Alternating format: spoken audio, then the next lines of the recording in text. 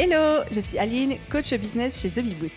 Après des années de freelance en tant que retoucheuse photo, je suis devenue coach business et j'aide désormais les entrepreneurs à booster leur entreprise. Si vous êtes à la recherche de stratégies, d'astuces, de retours d'expérience, de partage et d'une bonne dose de bonne humeur, vous êtes au bon endroit. Dans ce podcast, seul ou avec mes invités, je vous partage tout pour vous inspirer au quotidien, vous aider à atteindre tous vos objectifs et faire en sorte que vous puissiez développer le business de vos rêves. Alors, installez-vous confortablement et c'est parti pour l'épisode du jour. Hello à tous et bienvenue dans l'épisode 298 du podcast Je peux pas, j'ai business.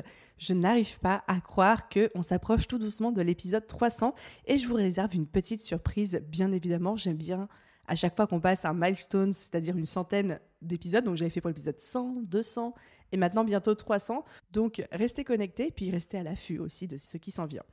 Ça fait 10 fois que je recommence ces phrases. Je n'y arrive plus.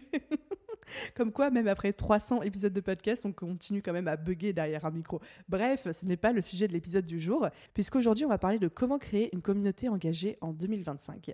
Mais avant ça, et parce que je ne l'ai pas fait depuis longtemps, j'avais envie de faire une petite dédicace à l'un ou l'une d'entre vous qui a laissé récemment un commentaire et un avis sur sa plateforme d'écoute. Et aujourd'hui, je fais un clin d'œil à Matt Give, qui a laissé un commentaire en novembre 2024 disant « Merci pour ces contenus toujours aussi passionnants. Les BDF en quelques minutes, ils te redonnent un coup de boost avec un petit smiley de Gantbox. Je trouve ça génial. Et je suis trop contente que les épisodes bottage de fesses vous plaisent autant. Moi, j'adore les créer et je compte bien continuer encore avec ce format pendant longtemps. Allez, trêve de bavardage et c'est parti pour l'épisode d'aujourd'hui. Et je sais que ça va vous intéresser et que vous brûlez d'impatience qu'on entame le sujet. Il faut savoir que ça fait maintenant depuis bientôt 6 ans que je suis présente sur les réseaux sociaux, tout particulièrement Instagram, je pense que vous l'avez compris à ce stade-là, mais j'ai aussi fait une petite entrée sur LinkedIn, puis une sortie, puis une re-entrée, puis une ressortie. J'ai trempé un doigt de pied dans TikTok, j'ai eu une relation d'amour-haine avec Facebook, puis en ce moment c'est plutôt de la haine, hein. On est resté là-dessus depuis 1 an, et ça fait bientôt maintenant 6 ans que je suis présente sur les réseaux, et j'ai connu plein de périodes. J'ai connu la traversée du désert, parce que comme tout le monde, j'ai commencé avec un compte à 0 abonnés. Je me souviens encore du jour où j'avais 86 abonnés et que j'étais trop contente. Je me souviens du jour où j'ai passé la barre des premiers 1000 abonnés, puis après des premiers 10 000. Et je me souviens aussi du plafond que j'ai eu quand j'étais à peu près à 15 000 abonnés, où j'y suis restée pendant 6 mois, j'arrive pas à grossir plus. J'ai connu la traversée du désert, l'explosion, la submersion, le ras-le-bol, le rythme de croisière, la remise en question totale, les pivots. Et j'ai aussi connu les changements d'algorithme, l'arrivée de TikTok et des vidéos verticales, l'arrivée et la disparition de fonctionnalités comme par exemple les IGTV. Bref, appelez-moi dinosaure si vous le voulez, mais j'ai connu plein de choses. Et dans cet épisode, j'ai envie de voir avec vous quelles sont les clés qui vont permettre de construire une communauté engagée en 2025, quel que soit le réseau social de votre choix. Je vais beaucoup parler de mon expérience sur Instagram dans cet épisode de podcast, tout simplement parce que c'est le réseau sur lequel je me développe le plus actuellement et c'est aussi un petit peu mon focus, mais évidemment tous les conseils que vous allez entendre s'appliquent sur toutes les plateformes. L'idée c'est que vous et moi, on puisse démarrer 2025 sur de bons rails et avec les meilleures pratiques. Et pour ne rien vous cacher, un de mes objectifs de 2025, ça va être de mettre un méga focus sur la communauté et tout particulièrement l'engagement de la communauté plus que sa croissance. Donc en fait, ce que je vous livre dans cet épisode, ce sont mes réflexions et les pistes que j'ai décidé d'explorer pour 2025. Donc est-ce que ça va fonctionner ? J'en sais rien. On n'est pas encore en 2025 à l'heure à laquelle j'enregistre cet épisode de podcast, mais en tout cas, j'ai une intuition qui me dit qu'on ne devrait pas être trop loin de la vérité en fonctionnant et en raisonnant de cette manière-là. Pour commencer, on va mettre le focus sur cette notion d'engagement, vs notion de taille d'audience. Je sais que vous avez entendu un certain nombre de fois de ma part et ailleurs que en fait ce qui compte c'est l'engagement, c'est pas la taille de l'audience, blablabla, blablabla. Sauf que souvent, en réalité, on vise plutôt la taille de l'audience, on veut avoir le plus possible d'abonnés plutôt que l'engagement en soi. Tout simplement parce que, c'est comme ça que la société nous éduque, plus vous avez d'abonnés, mieux c'est. Et ensuite, parce que ça nous rassure. Si on a un compte qui grossit avec de plus en plus d'abonnés, on a l'impression de faire du bon travail. C'est une espèce de validation extérieure. C'est comme si on avait transposé ce qu'on ressentait quand la maîtresse nous mettait une bonne note ou quand on avait une bonne note suite à un contrôle de maths ou de français. Si on avait 18 sur 20, c'est bien, mais si on avait 5 sur 20, c'était nul. Et bien là, c'est pareil, on a l'impression que si on a des milliers d'abonnés, c'est bien, et que si on a des centaines d'abonnés, qui est un nombre plus bas, c'est nul. Donc, on a ce biais dans la tête qui fait que même si, évidemment, dans la logique, on comprend que c'est pas la taille de l'audience qui compte, c'est son engagement, blablabla, en fait, on vit quand même et on évolue quand même dans un système où la quantité est le plus on a des gros chiffres, mieux c'est. En argent, en taille d'audience, nombre de clients, etc., etc. Et je ne suis pas en train de dire qu'il ne faut pas réfléchir comme ça, juste qu'il faut en prendre conscience. Et le message que j'ai envie de vous partager, c'est que ce n'est pas parce que plus de gens vous suivent que ça signifie que plus de gens s'intéressent à ce que vous faites. Et j'ai envie de répéter ça. Ce n'est pas parce que plus de gens vous suivent que ça signifie forcément que plus de gens s'intéressent à ce que vous faites. On observe aujourd'hui énormément d'influenceurs ou de très grosses communautés sur les réseaux sociaux, mais qui sont tellement pas engagés que, en fait, la personne, quand vous regardez, elle a le même nombre de likes sous ses posts que quelqu'un qui a 10 fois moins d'abonnés qu'elle. Parfois, il m'arrive de me comparer à des personnes qui ont 500 000, 600 000 abonnés sur Instagram.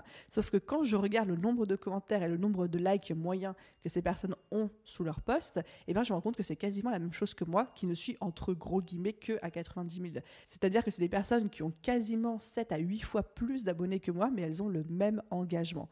Qu'est-ce que ça nous dit ? Ça nous dit que ce n'est pas parce que plus de gens vous suivent que ça signifie que plus de gens s'intéressent vraiment à ce que vous faites. Et pour aller encore plus loin dans cette réflexion, en 2025, pour moi, ce qui va fonctionner le mieux en termes de marketing, de vente, c'est les micro-communautés engagées plutôt que les très grosses audiences. Les gens aujourd'hui préfèrent avoir des petites communautés, ils préfèrent s'abonner à des petits comptes, que ce soit sur Instagram, LinkedIn ou tout autre réseau social, mais qui va leur parler dans leurs valeurs, dans les thématiques qui sont abordées, dans le positionnement du créateur, etc., plutôt qu'une grosse audience qui va être très, on va dire, globale et qui va leur parler sans vraiment leur parler. Et même aujourd'hui, on voit que les marques qui investissent auprès des créateurs de contenu, donc pour du sponsoring, pour du placement de produits, elles vont 1000 fois privilégier les petits créateurs et les petites communautés, par exemple les personnes qui ont en dessous de 10 000 abonnés ou qui ont moins de 50 000 abonnés, tout simplement parce qu'elles savent que ça vend mieux, parce qu'elles savent que ça convertit plus facilement, parce qu'elles savent que c'est plus engagé de ce côté-là. Donc, j'imagine que pour la plupart d'entre vous, votre objectif, c'est pas forcément de devenir créateur de contenu à temps plein et de bosser avec des marques en collaboration, quoique peut-être. Mais ce qu'on peut en retirer, nous, en tant qu'entrepreneurs, c'est de se dire si même les plus grosses marques aujourd'hui viennent s'intéresser aux petits comptes et aux micro-communautés engagées, peut-être que nous, on devrait se concentrer aussi sur le fait de créer une communauté engagée, vu qu'apparemment, c'est là où ça se vend le mieux. Ça a été prouvé aussi aujourd'hui que vous avez un pourcentage de conversion supérieur dans une petite audience que dans une grosse audience. Par exemple, quand vous avez 100 abonnés, il y en a peut-être 10 qui peuvent devenir des clients. Sauf que quand vous avez 100 000 abonnés, il n'y en a pas 10 000 qui vont devenir des clients. Ça ne fonctionne pas comme ça. Le taux de conversion baisse au fur et à mesure que votre communauté grandit. C'est normal, mais l'idée, c'est du coup d'en déduire qu'il existe ce point de bascule de, au bout d'un moment, plus d'abonnés ne veut pas forcément dire plus de ventes, ou alors ça veut juste dire que ce sera un peu plus laborieux, un peu plus difficile, il y aura un peu plus de touristes. Est-ce que tout le monde ici a envie d'avoir plein de touristes dans son audience ? Je ne suis pas sûre. Et pour vous ajouter un dernier point par rapport à ça, si jamais vous vous dites « Ok Aline, je comprends ce que tu racontes, ok, je suis d'accord dans les grandes lignes, mais moi j'ai décidé que je voulais avoir une grosse audience parce que je veux impacter un maximum de personnes, ou bien parce que je kiffe ça, ou alors parce que je veux vraiment avoir ce positionnement de média, de création de contenu, etc.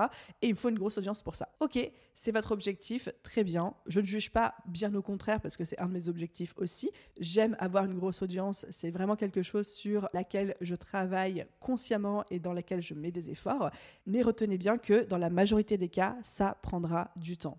Dans mon cas, moi, il m'a fallu 5 ans pour passer le cap des 90 000 abonnés sur Instagram. Oui, on a des personnes qui ont un succès fulgurant du jour au lendemain, qui se retrouvent avec des centaines de milliers d'abonnés en l'espace de quelques mois ou peut-être même de 1 ou 2 ans. Il y en a des histoires comme ça. Mais si on regarde le pourcentage que représentent ces personnes versus le pourcentage de personnes qui ont créé leur compte dans l'espoir que peut-être ça leur arrive un jour, on est quand même sur un pourcentage de chance assez faible. Et le message que j'ai envie de vous transmettre avec ça, c'est bien sûr que je vous souhaite d'être un succès fulgurant du jour au lendemain et de vous réveiller demain avec des centaines de milliers d'abonnés, quoique c'est aussi une malédiction, on va en parler, mais prenez conscience que dans la grande majorité des cas, ça prend quand même du temps. Donnez-vous le temps de réussir. D'ailleurs, pour avoir parlé avec certaines personnes, ces personnes que vous voyez qui ont l'air de percer du jour au lendemain, d'arriver d'un coup sur Instagram et de faire de 0 à 200 000 abonnés en quelques mois peut-être, et la plupart du temps, ces personnes postent sur les réseaux sociaux depuis plusieurs années. Simplement, à un moment, elles ont trouvé un truc qui a fait que la mayonnaise a pris et que ça a décollé. Mais ce n'était pas leur premier post sur les réseaux sociaux. Du coup, concrètement, comment est-ce qu'on fait pour se focus sur l'engagement ? L'engagement, pour moi, c'est les conversations, c'est les commentaires, c'est les enregistrements, c'est les partages. Comment est-ce qu'on crée des conversations en DM, en message privé ?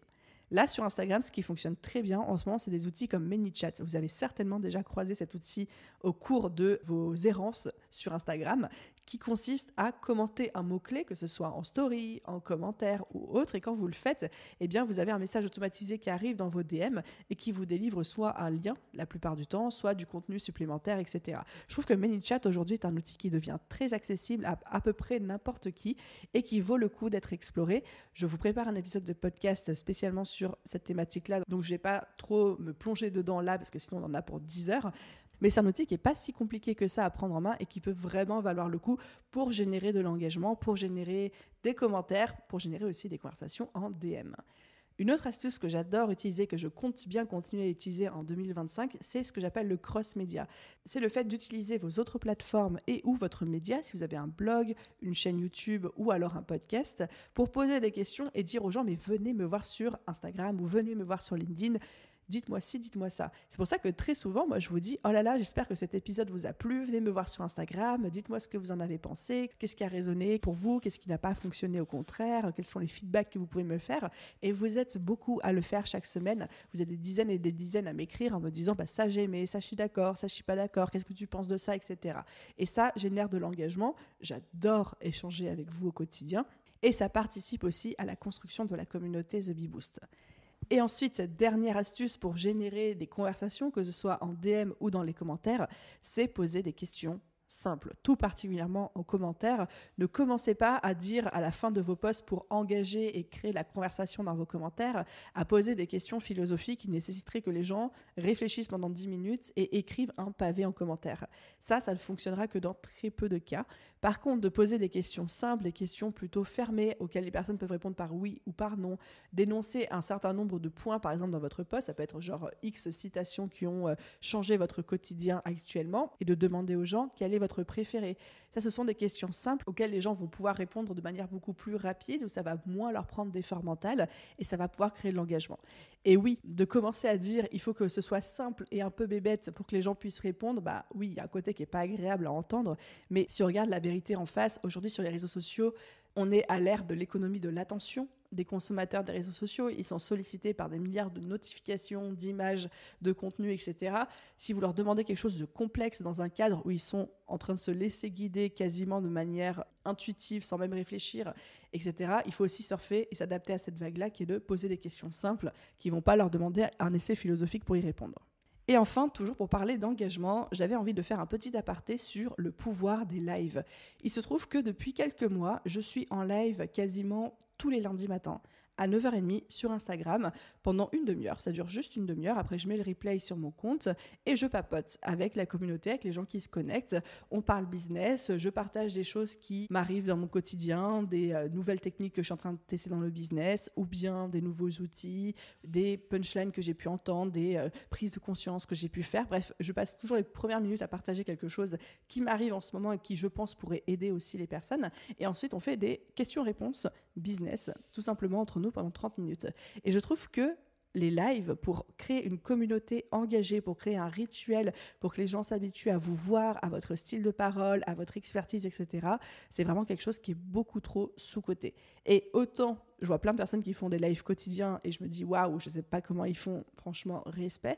Autant un live de 30 minutes par semaine, je me dis c'est vraiment quelque chose où on peut faire le temps pour un live de 30 minutes par semaine et ça peut vraiment vous aider à créer une communauté engagée. Il n'y a pas assez de gens qui le font aujourd'hui et je sais que c'est vraiment quelque chose que je vais continuer à faire en 2025 justement parce que j'y crois à 2000%.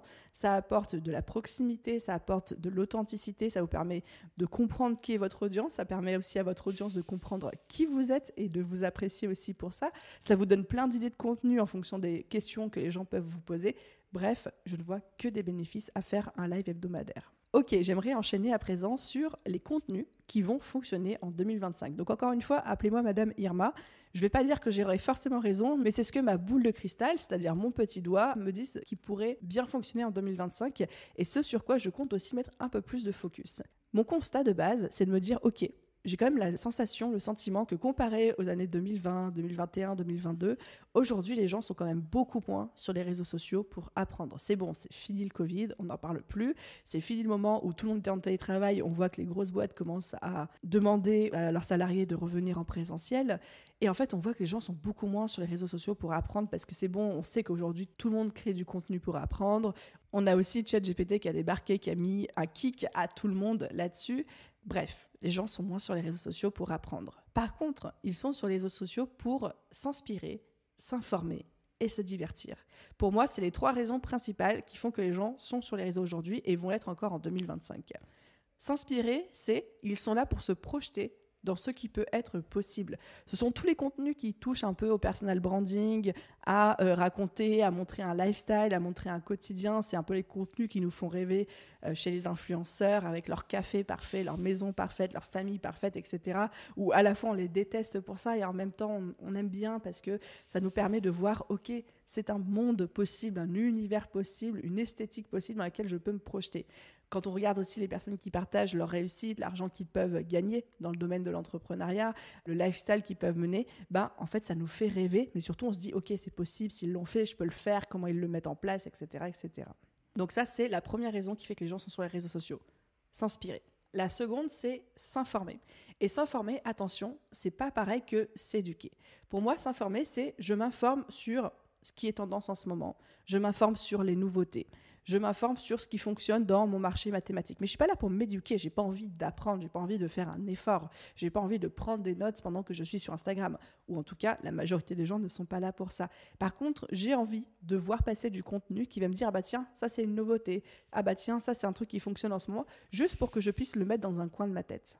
Et ensuite, la troisième raison pour laquelle les gens sont sur les réseaux, c'est se divertir, passer le temps, rigoler. Voilà, c'est le divertissement. Je ne vais pas vous faire tout un laïus à ce sujet. Je pense que vous voyez très bien de quoi je parle. Et en fait, je pense que tout l'enjeu en 2025 va être d'adapter le contenu à ces 3 raisons pour lesquelles les gens sont sur les réseaux sociaux. Donc, vous n'êtes pas évidemment obligé de faire les 3. Vous pouvez faire les 3, mais avec une que vous privilégiez la plupart du temps. Mais ça va être de plus orienter votre contenu vers ça. Par exemple, si vous orientez votre contenu vers tout ce qui est projection, ça va être de parler de vous, de parler de vos clients, de montrer ce qui est possible en termes de lifestyle, en termes de transformation, ça va être de raconter votre histoire, ça va être de vous montrer.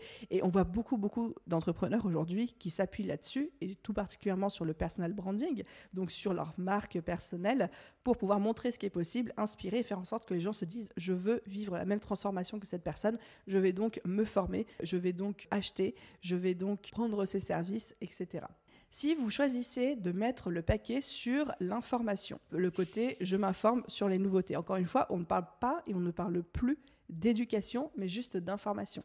C'est là que vous allez créer des contenus sur, vous allez partager les bons plans, vous allez partager des astuces précises qui aident à obtenir un résultat précis, vous allez partager des outils, vous allez partager des recommandations, des choses comme ça. Ça fonctionne très bien et je le vois aujourd'hui sur mon compte Instagram. Quand je crée un contenu du type 3 manières de trouver des clients, vous en avez rien à faire, mais littéralement rien à faire. Quand je partage 3 outils IA qui vous aident à prospecter, là ça va intéresser tout le monde et je vais avoir beaucoup de commentaires, d'enregistrements, de partage, etc. Encore une fois, on n'est pas là pour s'éduquer, on est là pour s'informer. Et enfin, si vous décidez de vous concentrer sur le côté divertir, passer le temps, c'est là où tous les formats type mème, réel, vidéo verticale, humoristique, etc., ça va littéralement cartonner. J'ai l'impression que ce n'est pas l'objectif principal que la majorité d'entre nous, on va poursuivre en 2025, mais c'est bien d'en avoir aussi un petit peu sur son compte, ne serait-ce que pour divertir notre audience. Donc, à vous de vous demander, en 2025, est-ce que vous préférez mettre le focus sur aider votre audience à se projeter dans ce qui est possible, l'informer sur les nouveautés, partager en ce sens, ou alors la divertir et l'aider à passer du temps? Et si vous arrivez à apporter aux gens quelque chose dans une ou plusieurs de ces 3 catégories qu'ils n'arrivent pas à voir ailleurs, alors vous avez tout gagné. Et là, vous me dites, mais Aline, comment est-ce que je fais pour aider à partager quelque chose qu'ils n'ont jamais vu ailleurs ? C'est là, et c'est la transition parfaite où j'ai envie de vous dire à quel point le personal branding va être hyper important pour l'année 2025. Si vous regardez ce qui fonctionne le mieux en ce moment sur les réseaux sociaux, sur les gros comptes, qu'est-ce qui a aidé les plus gros comptes de votre catégorie à décoller ? dans 90% des cas, c'est le personal branding du créateur. Le personal branding, c'est je parle de moi, de mon expérience, de mon parcours. Dans la majorité des cas, c'est des personnes qui se montrent aussi. Ils vont par exemple créer des réels face caméra, mais il y a aussi des comptes qui décollent où les personnes ne se montrent pas, ou alors elles montrent leurs mains, elles se montrent de dos, mais on peut aussi le faire sans vouloir montrer son visage. Donc si c'est votre cas, ça peut fonctionner aussi pour vous, bien évidemment. Et en fait, pourquoi ça fonctionne aussi bien, le personal branding, qui est donc de construire une image de marque autour de soi, autour de sa personne, c'est parce qu'en fait, votre audience va voir une personne inconnue, un nobody, quelqu'un qui n'est pas une célébrité ou quoi. On va l'observer réussir et on va l'observer grandir comme quand on regarde une série. Et en fait, cette personne va nous inspirer sur ce qu'on pourrait devenir à notre tour. Elle va nous prouver que c'est possible et on va se dire « Ah oui, moi aussi je veux faire ci, moi aussi je veux faire ça. Si elle ou lui a réussi à le faire, alors je peux le faire à mon tour. » Et ce que j'adore dans le personal branding et dans cette stratégie-là, c'est que vous n'avez pas besoin de débarquer sur un réseau social pour répéter une énième fois ce qui est déjà dit par tout le monde. En fait, c'est que ça va être vous, ça va être votre personnalité, ça va être votre authenticité et ça va être déjà plus facile de créer du contenu, plus facile de parler de vous que de parler de quelque chose d'assez lisse et platonique. Et surtout, personne ne peut le faire mieux que vous ou personne ne peut le faire d'autre à part vous. Donc, s'il y en a certains parmi vous qui n'ont pas encore envisagé le personal branding ou qui hésitent à passer le cap, je pense que 2025, ça va être l'année où ce n'est plus une stratégie de différenciation, parce que ça, c'était plutôt 2023-2024, mais ça va être plutôt la nouvelle norme qui va faire que, dans la majorité des cas, ça fonctionne. Donc, regardez ce que vous pouvez faire de ce côté-là. Et enfin, le dernier point que je voulais aborder avec vous, c'est le fait d'accepter de ne pas plaire à tout le monde. Quand on veut une communauté engagée, il faut accepter que ça vienne de pair avec le fait de ne pas plaire à tout le monde. On ne peut pas vouloir engager une communauté et que tout le monde nous aime. Parce que par définition, une communauté, ça se crée autour de personnes qui partagent des idéaux ou des valeurs communes. D'où le nom communauté. Sauf qu'on le sait aujourd'hui, tous les êtres humains ne peuvent pas avoir les mêmes idéaux, tous les êtres humains ne peuvent pas avoir les mêmes valeurs, sinon on serait dans un monde de bisounours, il n'y aurait pas de guerre, il n'y aurait pas de clans, enfin bref, on le sait aujourd'hui qu'il existe beaucoup de communautés, et donc par définition, vous ne pouvez pas vous dire je vais débarquer sur Instagram ou LinkedIn et tout le monde va m'aimer. Il y a forcément des gens qui ne seront pas d'accord, de par le prisme de leur éducation, de leur culture, de leurs expériences passées, de leurs convictions personnelles, et c'est OK. Par contre, si vous n'êtes pas en mesure d'accepter ça, alors quand je dis accepter de ne pas plaire à tout le monde, ça ne veut pas dire que vous allez vous faire insulter. Ça veut juste dire qu'il y a des gens qui vont venir sous votre post LinkedIn ou Instagram en disant « ça, je ne suis pas d'accord avec ce que tu as dit ». Et si vous arrivez à vous dire « bah oui, bien sûr que tu n'es pas d'accord avec moi, on est très différents ». Et tant que c'est fait dans la bienveillance et que tant que vous ne le prenez pas personnellement, parce que ça c'est très important, alors vous allez pouvoir créer de l'engagement auprès de votre communauté. Et je vais même aller plus loin. Je ne dis pas que je vous recommande ça, mais généralement ce sont les idées clivantes, les idées marquées et les idées qui dérangent, les idées qui font parler, qui créent le plus d'engagement. Parce qu'il y a les gens de votre communauté qui vont être d'accord avec vous, qui vont vous défendre bec et ongles. Et il y a plein de personnes aussi qui ne vont pas être d'accord avec ça. Donc plus vous allez avoir des idées marquantes, plus aussi votre communauté va être engagée. Encore une fois, je ne suis pas en train de vous dire à tous, il faut dire des dingueries sur les réseaux sociaux et donner vos opinions les plus extrêmes.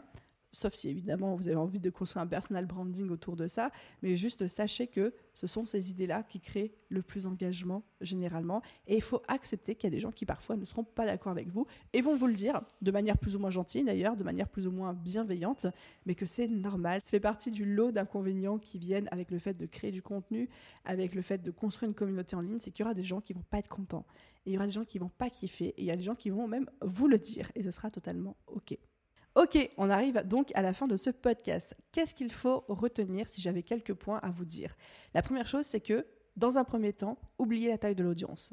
Comme je vous le disais, ce n'est pas parce que plus de gens vous suivent que ça veut dire que plus de gens s'intéressent à ce que vous faites. Donc, on se concentre sur l'engagement de notre audience existante pour la transformer en communauté et on ne se concentre pas sur plus d'abonnés, plus d'abonnés, plus d'abonnés. Deuxième chose à retenir, les contenus qui vont cartonner en 2025 sont des contenus qui permettent à votre audience de s'inspirer, de s'informer, qui n'est pas s'éduquer, et de se divertir. Troisième chose à retenir, c'est que le personal branding est vraiment une piste à explorer. Envisagez-le et que c'est possible de faire du personal branding même sans montrer son visage. Par contre, ça veut dire parler de vous quand même, parler de votre expérience, etc. Et en quatrième point, accepter de ne pas plaire à tout le monde. Construire une communauté engagée, par définition, veut dire qu'il y a des personnes qui ne vont pas être d'accord avec ce que vous allez dire, qui ne vont pas être d'accord avec ce que vous allez faire, que ça va déranger. Juste l'accepter. Alors, Quand je dis accepter, encore une fois, je ne dis pas qu'il faut faire le dos rond à des gens qui vous insultent en ligne, mais accepter qu'il y ait des gens qui vous disent en toute bienveillance qu'ils ne sont pas d'accord et qui viennent s'inviter dans vos DM pour vous prouver par A plus B que leur vision du monde vaut plus que la vôtre ou que ce que vous dites n'a aucun sens. Ça va vous arriver. C'est pas grave. Si ça vous intéresse que je vous fasse un épisode de podcast sur comment mieux gérer la critique ou les gens pas contents, je vous le ferai avec grand plaisir. Mais sachez que même quand on essaye de faire tous les efforts du monde pour plaire à tout le monde, et croyez-moi, j'ai essayé d'endosser ce rôle pendant des mois. Ça m'a coûté pas mal d'engagement dans ma communauté, mais j'ai essayé à un moment d'être lisse. J'avais peur de déplaire aux gens, donc j'essayais de plaire à tout le monde. Même dans ces cas-là, il y a des gens qui vont pas être d'accord et qui vont venir vous le dire. Et donc vous allez vite comprendre que finalement, en fait, quitte à déplaire à certaines personnes, autant déplaire à toutes les personnes à qui on n'a pas envie de plaire. Et puis de créer le contenu qui déjà nous fait kiffer, de parler des choses qui nous intéressent et surtout qui vont engager notre communauté.